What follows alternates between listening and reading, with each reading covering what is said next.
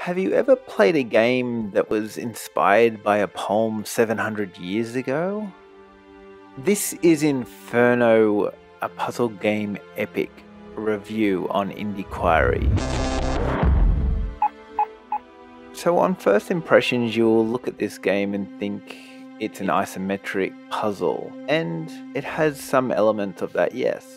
But there's a whole lot more going on in this game that is probably there to surprise you and make you enthralled in this game.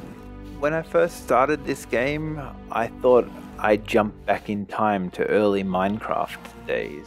But the gameplay is more than just a pushbox puzzle. They've added the element of ladders and different heights.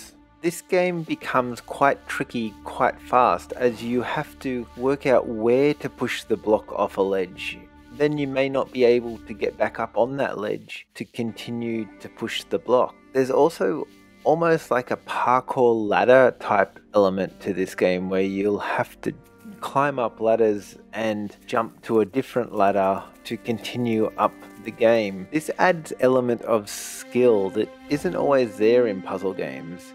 If you're new to the channel, please subscribe.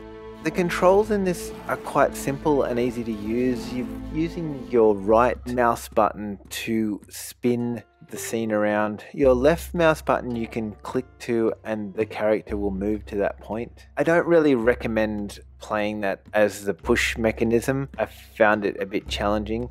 I used my WASD keys to move me around, and then another finger was always on the Z button to snap back to the last position, as I made numerous mistakes. I'm almost wondering if I pressed Z more than I actually pressed my movement buttons. When you see gameplay of this game, it looks really sloppy, the movement, because it's very boxy, but I assure you that it's actually a tight movement, and you find it really easy to move around these boxy levels. Almost too easy. I fell off numerous ledges into the water.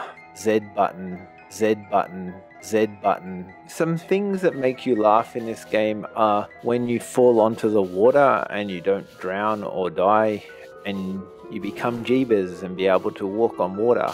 You will be playing and then all of a sudden the Harry Potter music drops.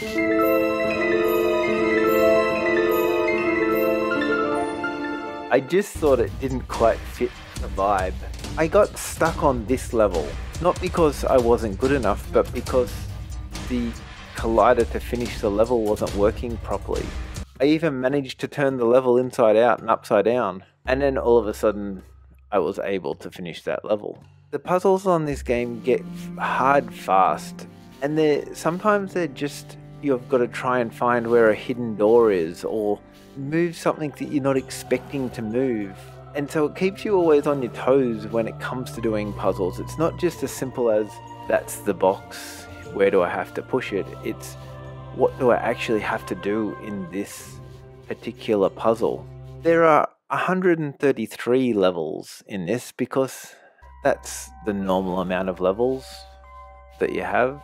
So there's a lot to keep you busy. I think most levels will take a couple of minutes to finish, and then other levels will take you half an hour to work out what's happening. But all in all, you'll enjoy playing through this game if you're a puzzle fan. Then coupled with this 700-year-old poem, there's a little bit of a nice story. Go and check out Inferno, a puzzle game epic, on your local Steam store.